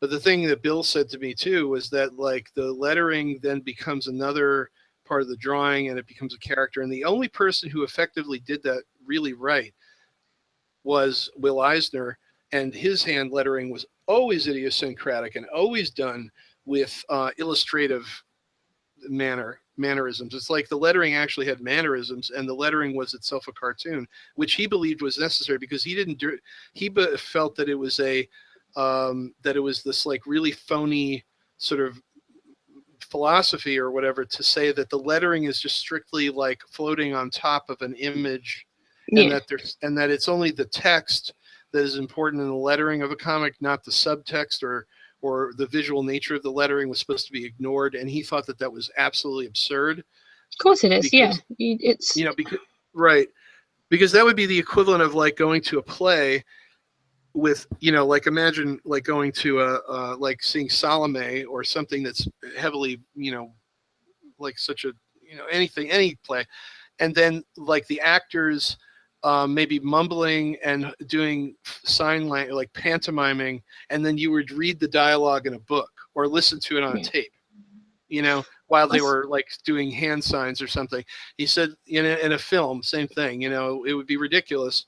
Well, it'd be like the orchestral score to a film being played Right. on one instrument. Right.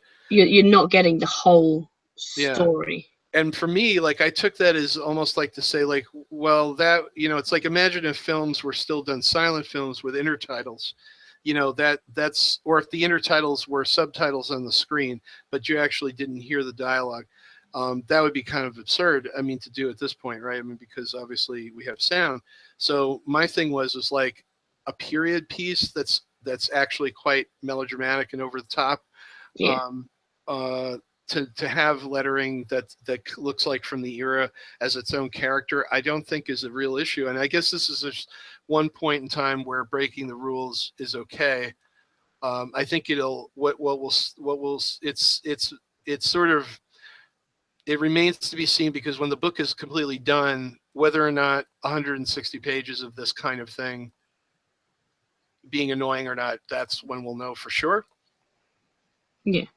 But I think I think it's worth trying to push it. And of course, this over stylized type is not the type that's in the word balloons.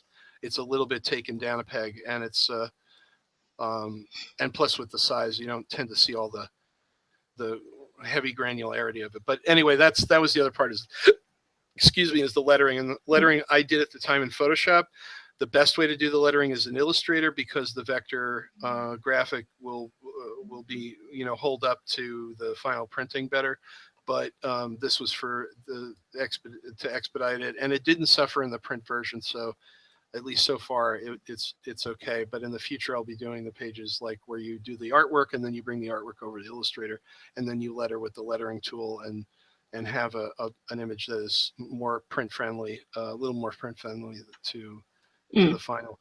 But yeah, that's the process. That's a typical page. And some of the pages had less things to do in them, and some of the pages actually had quite a bit more to do.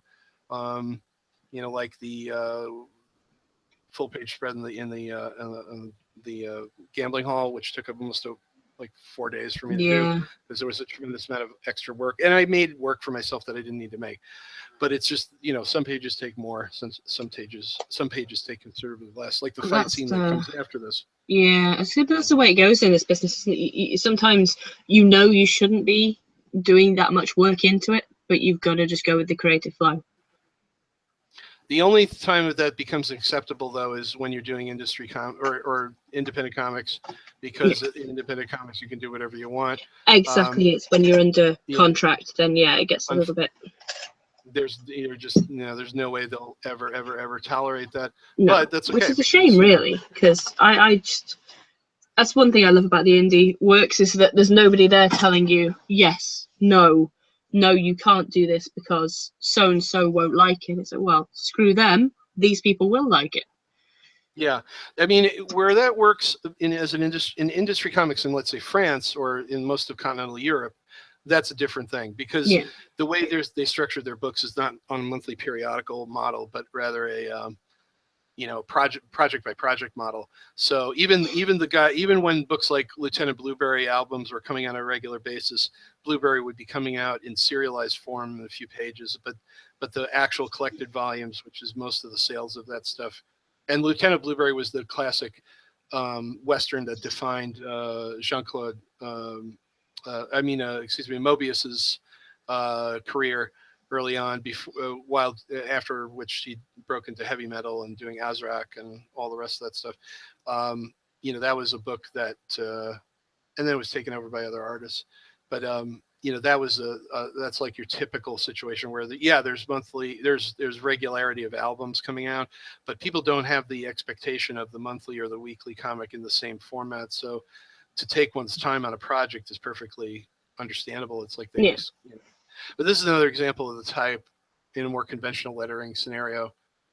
These are narration boxes, but they could just as easily be balloons, and you can read the type. There's no question that it's readable.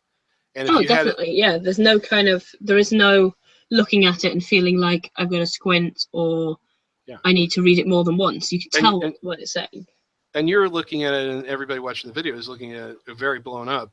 But like even on a 6x9, standard 6x9 comic, in your hand, not on the screen. If this was 6x9 on the screen, I think it would be less friendly. Yeah. But in your hand, it's absolutely fine.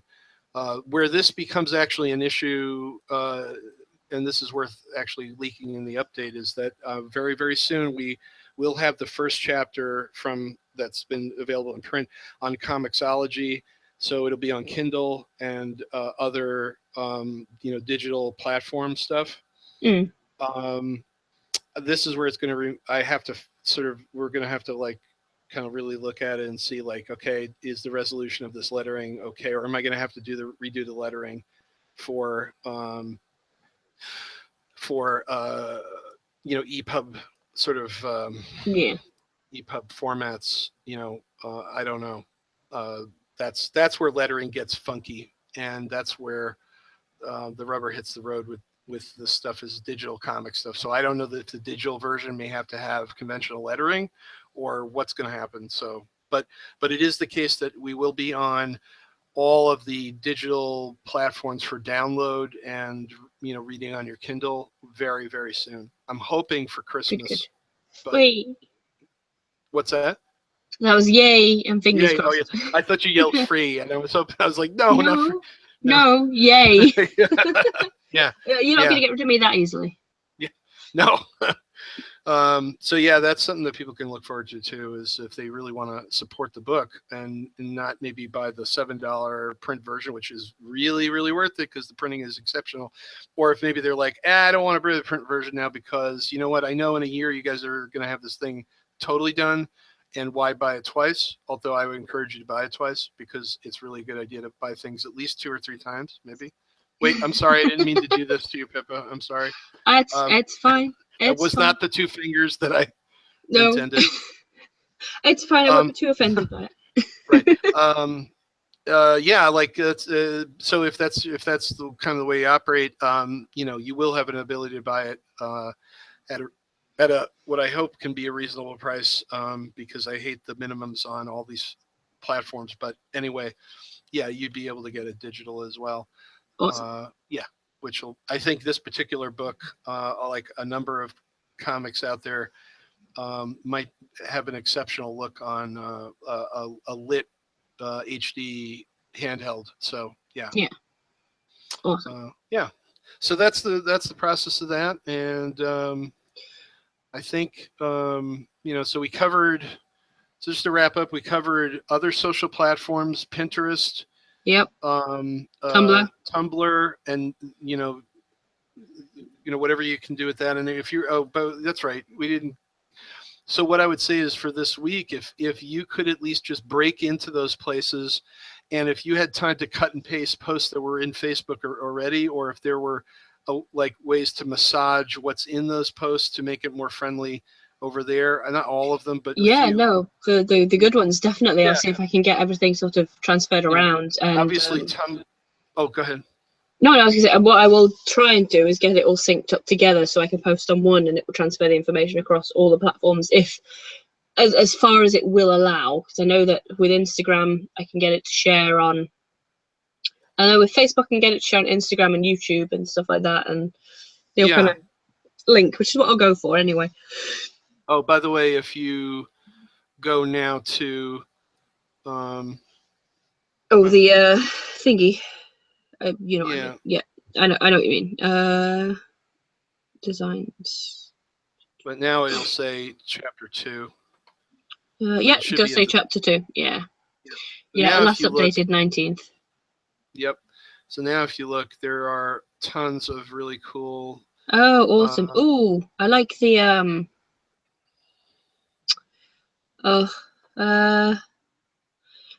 I'm trying to as you scroll down, so go past the stuff we just discussed and the guns and go to the new ones that are coming in. Second lot down, you've got the here, and I'll share the window so that you'll be able to see that about here. Right, so the one that pretty much looks like a detective. Oh, this fellow here. Oh yeah, I think I really like that panel. I think that's very effective. I really like that one. So that's a panel from part of the story that was originally in the first script. And yeah, and it's when he has to go to New York City and has to get some marching orders from a powerful occult individual who is, you know, sort of like he doesn't quite understand it. Of course, there's a lot about Holliday that he doesn't understand his own situation. But yeah, it's basically a deal where he has to meet with some occult people that are more, in a sense, in charge of his mission or operation or whatever it is, and he has to go to New York. And this is a guy who is he is the doorman or the bodyguard, the outside security in front of the brownstone. Fair enough. So this fellow is standing out there, looming and making sure nobody, you know, gets out of line out there. No, that's cool. Yeah, of course, over here, as he's led down the hallway by this mysterious woman who I've depicted with she'll have these green eye shades on, old-fashioned sunglasses on inside, which is kind of bizarre, and she'll have a cigarette, which is also very after anything like the shades that I've got, the ones that are fully rounded and have like side panels on them. Yeah, she'll have that kind of I've got a pair of those thing, which is odd, and she has kind of pointed ears, so it's a little weird. We see now one of the inner guardsmen, and all the inner guardsmen are dressed in kilt and this sort of yay for kilts.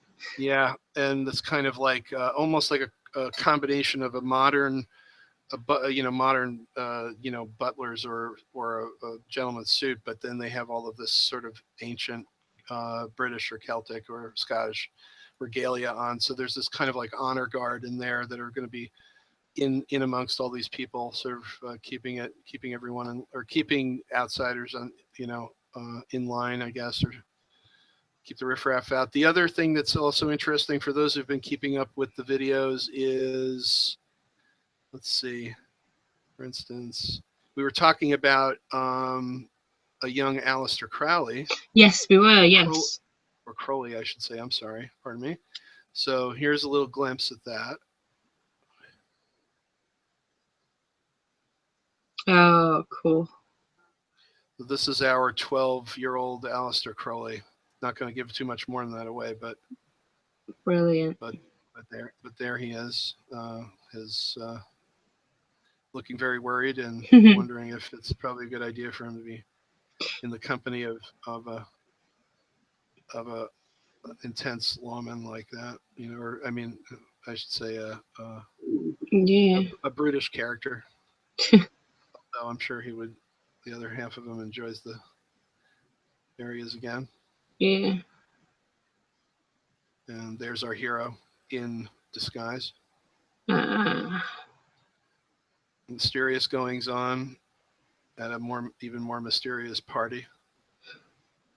Nothing like a good old mysterious party. Where you dress up in masks and. Yeah, I was gonna say it's a what's the word? Masquerade ball. Yeah, the bow mask. Won't give away too much more than that, but I have a beautiful masquerade mask up there. It's actually really similar to some of the ones you've got in your design there. Oh yeah. Yeah, so there's some cool stuff in here. So there's some more stuff, a little fodder for the. No, I'll definitely be on that stuff this week, and I'll be chatting to you about the panels that I'm working on. That'd be great. Panels that I'm working on, sort of discussing with people. But it is now 20 to 10, and I am tired. And thank you so much for your time again. No problem. It's always fantastic having these meetings. I really enjoy them, so it's good. Yeah, it's really fun for me too, and it helps me to really organize my ideas, and I know for Bill it's really extremely helpful too, and the feedback part of it also is really great. So I'm just going to wrap up and say, or at least, or I should say, go over what we went over. So social media like Pinterest, adding Tumblr into the mix, adding Twitter, for sure part of the mix. Yeah. Pippa's suggestion about daily vlogging, which I would be okay with. I don't know if you have time to be part of that or not, but if you don't, that's okay. I could just see it being easier for me to keep it down to 3 minutes if somebody else was refereeing me or Bill or Okay. whatever, right? But we can talk about that later. I mean, it's it's not a game. It's not a. I mean, it doesn't have to be that. I mean, if you've got a day where you're finding that you've got loads of ideas you want to sort of bring up, do it. But on a general day, it's just sort of like, hey, working on this panel today, this is what I'm having a look at, or this has really fascinated me today, or hey, hey, I'm having a crap day today. I'd love to know what you guys are working on. Yeah, and it would be good to have Bill involved in it too, as much as he can be. So, one thing I am going to think about getting into, I gave it away to somebody who was in need, and was a web camera that actually attaches rather than it being the built-in one. And for the purposes of my workstation here, I don't know if you can see what I'm doing here. Oh, yeah.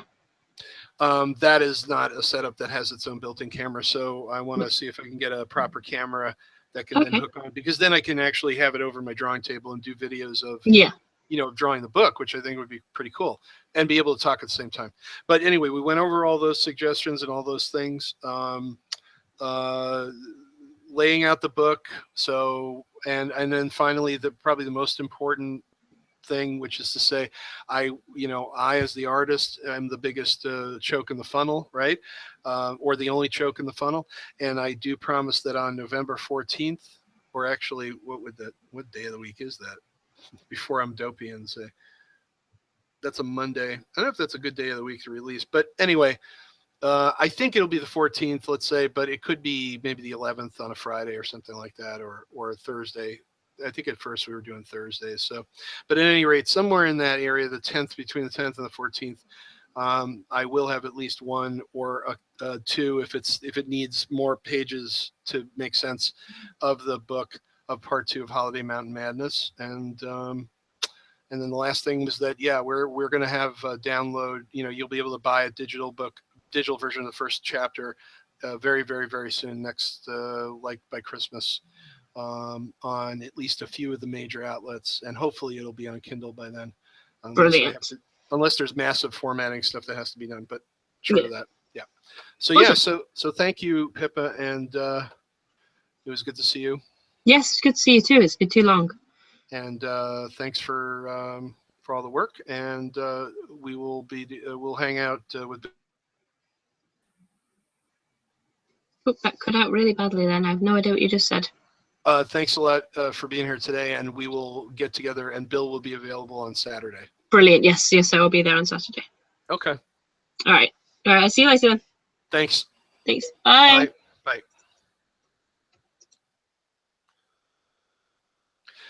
Yeah, so that was Pippa Bailey of the Ghoul Guides, which if you do a search on YouTube, you can get to the Ghoul Guides, which is a really fun program where she reviews tons of stuff, talks about, if I remember right, she also talks about the Kickstarter she's involved in, supporting, but it's, comics and horror stuff and the books she likes and all the things that she and Leaf review on a regular basis and support. So that's a really good show. It's a lot of fun to watch, and you should support it. They're also, Ghoul Guides is also on Facebook, has a Facebook page, The Ghoul Guides. I think they have a Twitter account, not sure, and I think she said that there was a Pinterest. So if you just look for The Ghoul Guides, and then also look for Pippa Bailey, because Pippa also, besides Ghoul Guides, is doing writing and other kinds of projects that she's involved in. So, and she, of course, is on all the social as herself as well. So, and of course, please go to Holiday Mountain Madness, which is holidaycomic.com. The links are down there, so you don't have to worry about writing this down. But you can look at the book. The original first 38 pages is up there. There's also a flipbook PDF that you can read through that is the actual first issue as it is printed. Going to be taking that down pretty soon, so that we're not giving away everything. But you can still read it up there and decide whether you want to buy the print book. To buy the print book, there's no online store yet, but you can certainly contact us at Holiday Mountain Madness Facebook page. which is Holiday Mountain Madness. You can contact us with Holiday. We're at Holiday Comic 2 L's on Twitter. And if you want to email us directly, you could use Abraxas Comics Group at gmail.com, or you can email me directly at flameape@gmail.com, or and plus also please take a look at my art page on Facebook, Flameape, the art of Gregory C. Giordano, flameape.org, my website, which I believe is down today, but it will be up by tomorrow or the next day, as long as I can stop with the slap fight with my my hosting provider. And yeah, I'm Flameape on anything. Gregory Giordano is Flameape on Google Plus and Pinterest and all kinds of social networks. Sorry that Bill couldn't be here, and he will be here for our Saturday get together. I don't know if that one will be live or recorded or not, but probably, because that's the idea about what we're doing. I just, it'll depend on a few things, but because sometimes there are a few things we want to keep under wraps as we strategize and all that. But yeah, Saturday probably there'll be something going on. And also thanks a lot for supporting the book and liking the posts. And the thing is, though, as it was said very succinctly by another comic creator, and other comic creators that I've gotten to know who've been very successful with their marketing of their own books, the most important thing that you can do for us is this, right? And that is to buy the book, to to like the book, that is to say, socially share the book, right? So to buy it, to share it, and to review it. I understand we're not in the position to sell it to you yet, but it will happen soon. But when the time comes, that's what we and all other indie creators need. Not just for you to buy it, not just for you to just hit like buttons and move on. If you really like it, before you even like it, before you even do anything with it, you need to buy it. Whether it's the 99-cent or the $1.99, digital, or it's the, whatever it is, buy it, share it, and review it. Because the reviews, particularly on places like Amazon or other places where reviews are actually critically important to the SEO and other sharing and where it bubbles up to the top, that's how the books become successful. That's how you get your number 2, right? Because the more of those other 2 things you do, those 3 things you do, the more it bubbles up to the top, the more people see it, the more people buy it, and then the more likely you get to see another one. So, but for right now, thank you so much for all the support. Thanks a lot for the messages and so on. And finally, thank you to Pippa Bailey and the Ghoul Guides for being such an enormous help with all this strategy and sort of coaching and all that stuff. And thank you, Bill, for being a terrific creative partner as usual. And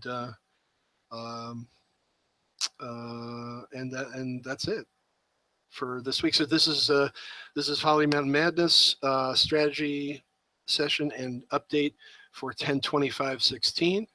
And I'm Greg Giordano, the artist and co-creator of Holiday Mountain Madness, along with the not present but present in spirit, Bill Woodcock Jr., writer and co-creator, and Pippa Bailey. Thanks very much for watching, and create your own stuff too, and support your local creators and your indie creators. Thanks. See ya.